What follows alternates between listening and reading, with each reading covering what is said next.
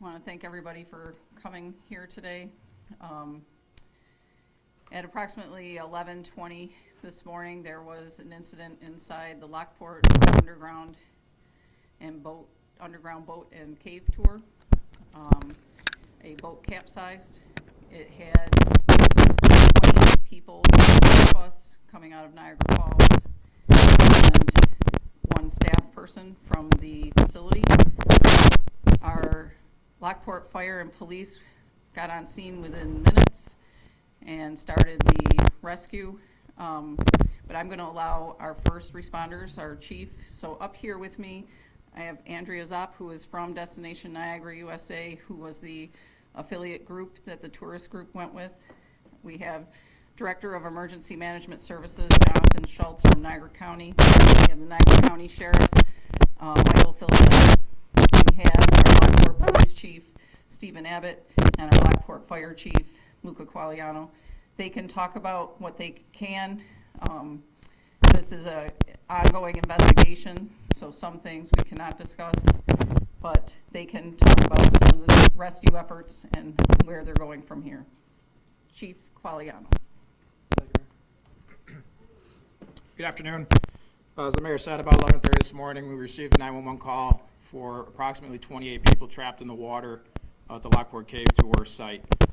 They operate an underground cave tour operation. Part of that tour involves about a 300-foot section where tourists or visitors rather will get on a small boat, take them down a channelway within the cave about 300 feet long, and then they come back, return to where they boarded the boat. The boat can safely handle up to 40 people. There was 29 on it at the time.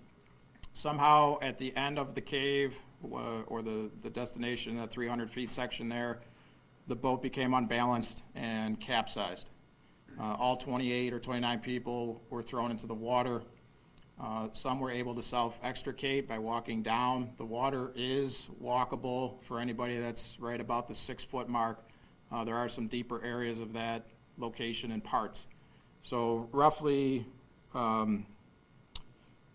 16 people were rescued by fire and EMS personnel. We have an inflatable boat that we can launch virtually anywhere through the use of compressed air. We put rescuers on that boat to go down that 300-foot corridor and we were able to bring back 3 or 4 people at a time. Altogether, about 16 were rescued via the boat. Everybody else we also had a joint location where we breached the wall from the outside of the cave tour. On the canal side, there is an area that underwent some construction years back. Portions of that wall are more of a facade than a structural bearing wall, so we were able to breach that with heavy equipment and rescue some people that way. Unfortunately, we did have one fatality in the incident. It is believed for a time that he was initially stuck underneath the capsized boat, and it did take some time to get him recovered and back to a safe location. Unfortunately, he had succumbed to his injuries. Rescuers only received one minor injury. We had 11 people total taken to area hospitals for minor injuries, the worst of which we believe is about a broken arm and a possible head injury. But all other survivors of the incident were relatively minor injuries. We had upwards of 10 or 11 mutual aid agencies from across the county come in to assist us. A technical rescue team was in from the county to help us with that wall breach. Niagara County dive team was notified to try to initially get to that last victim. I believe they may still be on site now to try and recover that boat and get some more data on what exactly happened there. But otherwise, no rescuers were injured, and it was a relatively safe operation once it got underway. Took a minute to find the initial access points, where the victims were, and what exactly had occurred, what resources we would need, et cetera. But once the operation ramped up, everybody did what they had to do, and we completed the evolution relatively well and effectively. So, any questions? I've been on the boat before. Was there a reason why it was capsized, why it became unstable, you said? That's what we're trying to ascertain right now. So law enforcement is working to get that boat to a safer location and interview people that were on it and come to some type of conclusion, but I'll let the police chief speak more to that. Chief, can you say anything further about about the man who lost his wife, nationality, age? I can't, I'm sorry. We estimate age around 60. His wife was taken to an area hospital. I believe we know the name, but we are holding that for the family's sake at this point. Could you describe, we all know what a capsize means, but was this boat overturned? Correct. On the The side? boat did a 180-degree turn, so the bottom of the boat was upright in the water. Actually, a number of victims were on top of that boat initially when rescues got to them.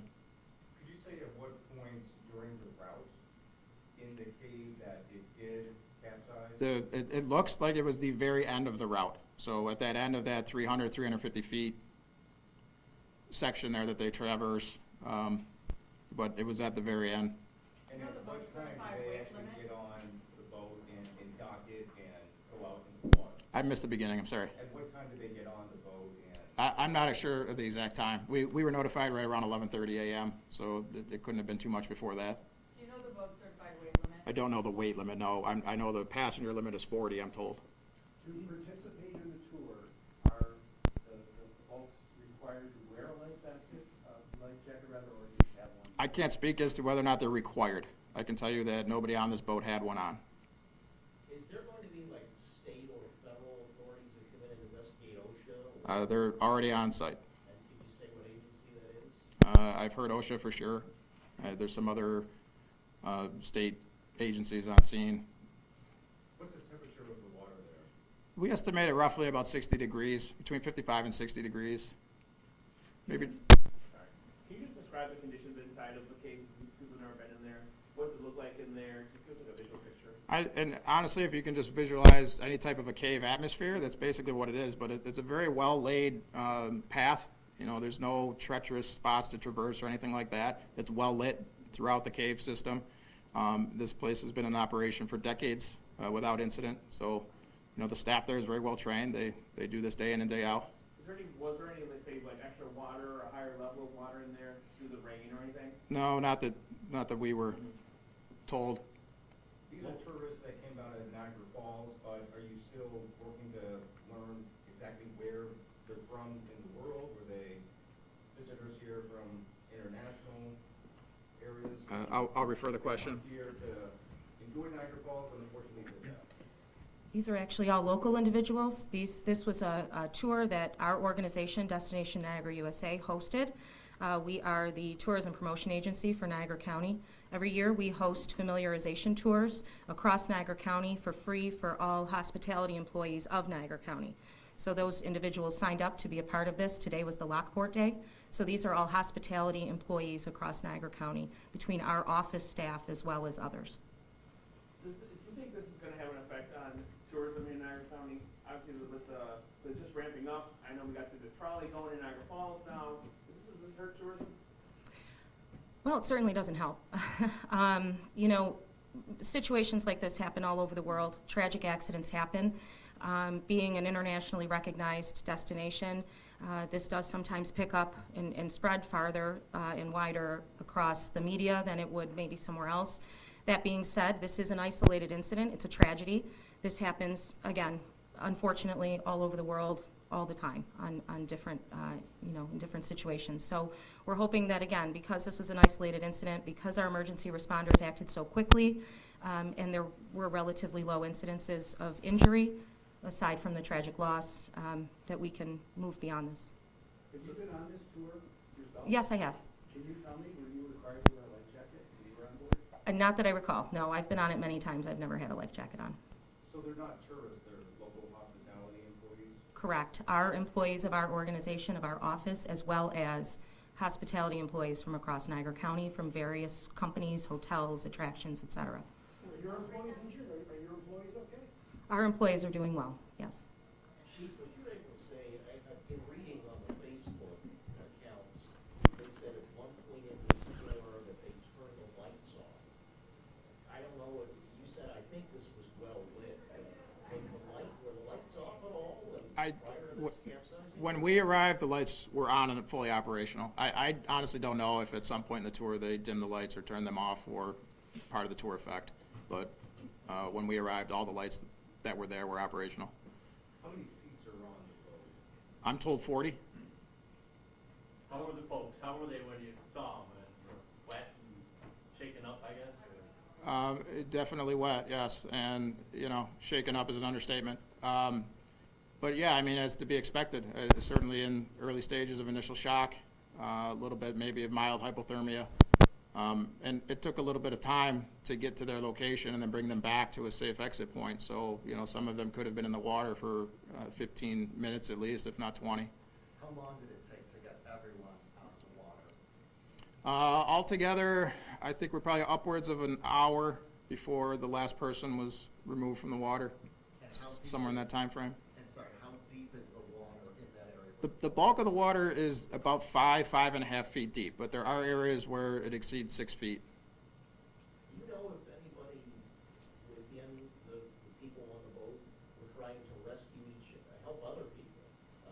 You know, like hold their heads above water or anything like that? I don't know specifically, but like I said, when our rescuers finally got down to the end, there were a number of people on the top of the boat that had capsized, so I only assume that they helped each other get up there, probably the ones that maybe weren't comfortable in the water.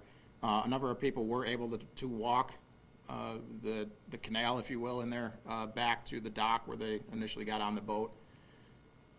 Is there a criminal investigation? So at this time, we are considering it a crime scene until further notice. We've secured the area.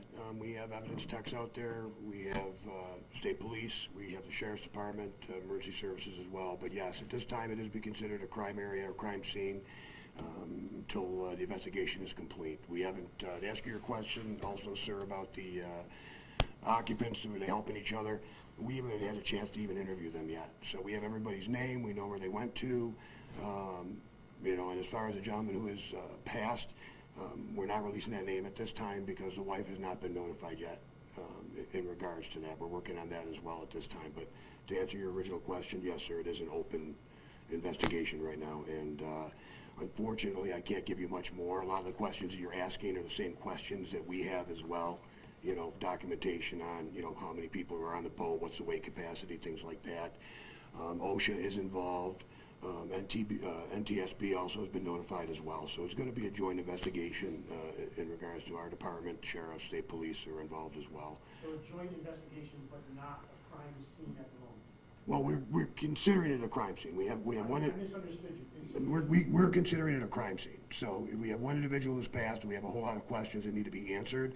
So until we, you know, we have the district attorney's office involved as well. So whether or not that leads to charges in the future, I do not know. But as of right now, we're treating it as a crime scene. Does that particular boat have to be inspected?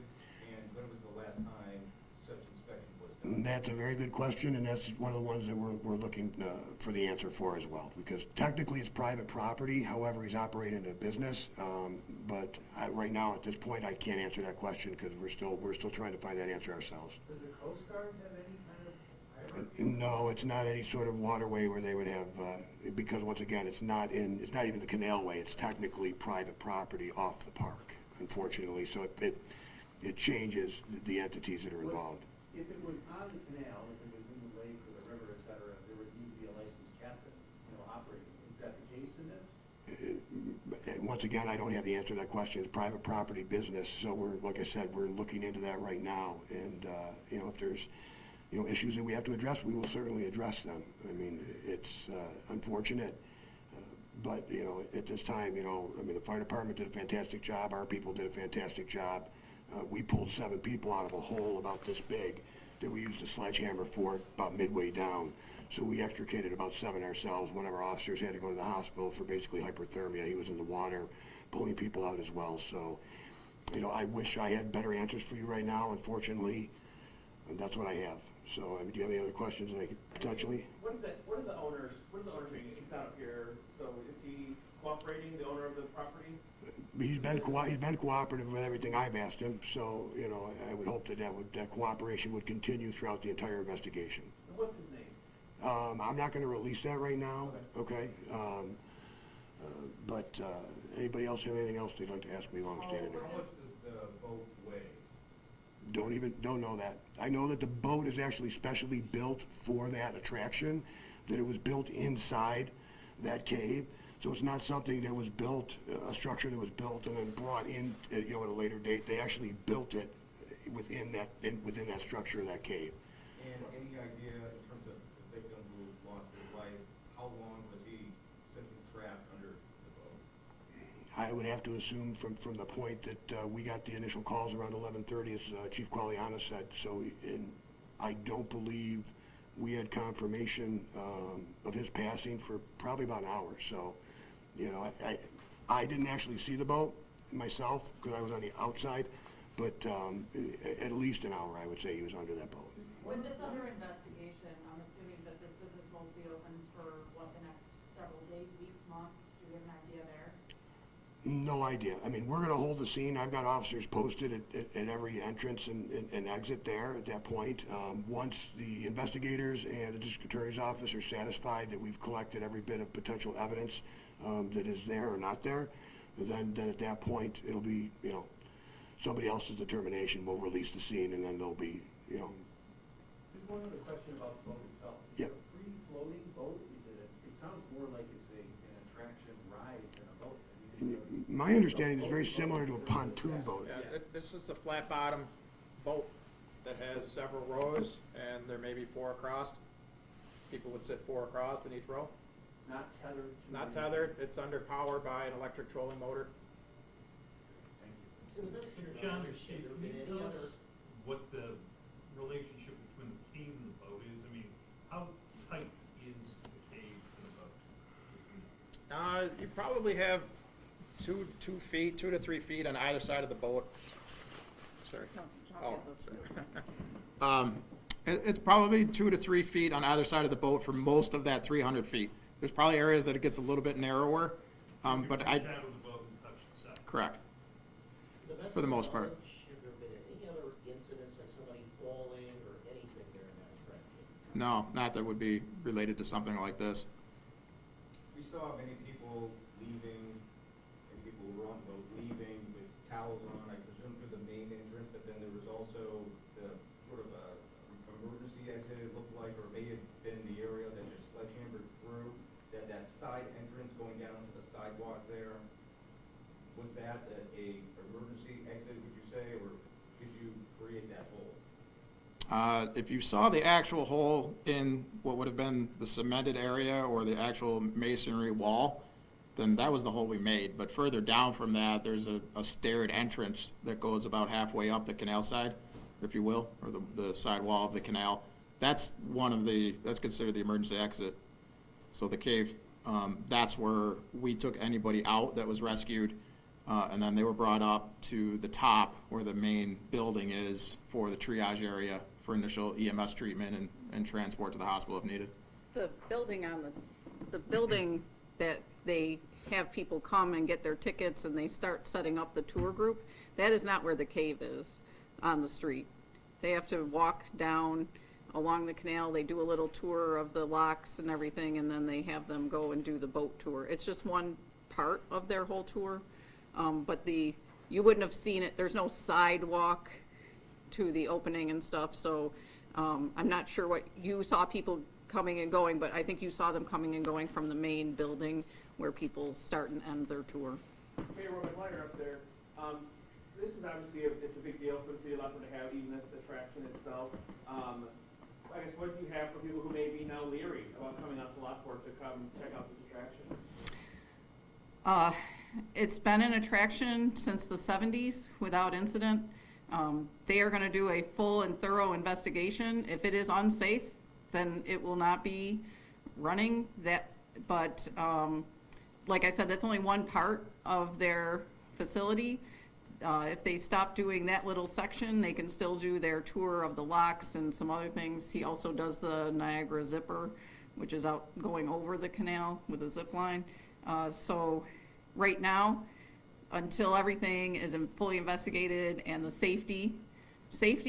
the health and safety of the staff and the visitors are always paramount to everybody here. So until that can be confirmed and through the OSHA and other agencies, then that part of the operation will not be operating.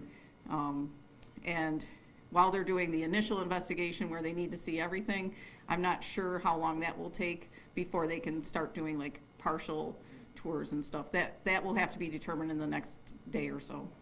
The history of those tunnels, weren't they used in industry back in the 1800s? So they're a hydraulic raceway, and they would have the water going through them to generate power. And it was the power generation of all of the industry, all the factories that popped up over there. Across the way is the actual electric building that had the water going through the building itself, through the generators, power generators, the turbines. And so that was one of the raceways of having the water go through. It's a historic site. Those are historic caves. That's one of the reasons why the owner was so passionate about getting it going. And like I said, it's been operational since the mid-70s without incident. So this is very sad for everybody, and it's not what you want to have happen on your day. Just to clarify, so you had to cut into the wall of the cave to gain access to the site where this happened? They To the hull of the boat? They did not have to cut into the hull of the boat, but they put a hole into the stone wall in one section of the cave just for easier access while they went to the main door of the cave. Because the cave is into sections. That's why the boat tour is only one part. There are walking parts in the cave. So access to all of it, just they needed to be able to start right away while they were finding all the victims. Sorry. You were just able to get under the overturned boat to reach people underneath it. Correct, yeah, the way that boat is constructed, when it was overturned in the water, the depth is such that without proper equipment, sending any rescuer underneath that boat would not have been a safe situation until a dive team arrived. And then it was hard getting the initial report of exactly who was still unaccounted for on that tour. Once we did have that information, we were able to narrow it down that the person had not come out of the tour, and they certainly weren't one of the ones that were conscious and talking to us at the area of the boat. So then it was then assumed that he was trapped underneath. At some point, with the addition of the technical rescue team, we were able to get more personnel down to the boat, and they were able to ascertain that he was trapped underneath there. Could this have been avoided if they were wearing life vests? Hard to say. We still don't know what capsized the boat, and even with a life jacket on, if the boat flipped in a certain way, somebody could still have been trapped under there. Was there an air pocket under the boat? It's assumed there may have been, but unknown. What happened to the uninjured? Have they all been released to go home, or? Anybody that was able to leave on their own accord did, and everybody else was transported to hospital, where I'm sure they'll be treated and released on their own accord. I heard several bystanders talking about rumors. I wanted to just knock down one. I have you here. And the persistent ones were that there were children or juveniles involved, and the other was that there was some kind of horseplay going on. The children and the juvenile story is completely rumored. There was a separate tour going on near the actual canal. It had nothing to do with the Lockport Cave tour system. And it would only be speculation on the roughhousing. Can you confirm all the passengers were adults? All adults. Are there surveillance cameras inside the cave? I think we're still trying to ascertain that. I'm not sure if there's actual cameras in the cave. Yeah, we're not sure if there are or aren't. Like the chief said too, we're just trying to ascertain that right now. We don't know. So there's a lot of unanswered questions, like I said before. And quite frankly, I wish I had better answers for you, but I don't right now. Once we're done, we'll do another one. Yeah, I mean, we certainly can do another press conference after we have more information to give everybody, but right now, that's really the basics of it, of what we've got. Good. I'm going to end the press conference. On another subject, let me just ask, and I'm sorry to bring this up because it could have been a suicide. We heard that a teenager drowned apparently yesterday. Are you able to say anything about that or not? Yes, so yesterday, around 10:30, 11 o'clock a.m., we did have an individual jump off the Matt Murphy Bridge who could not swim. We did recover the body several hours later. Obviously, they did pass away. It does appear to be an apparent suicide, but other than that, I can't really discuss any more information on that. Thank you, everyone.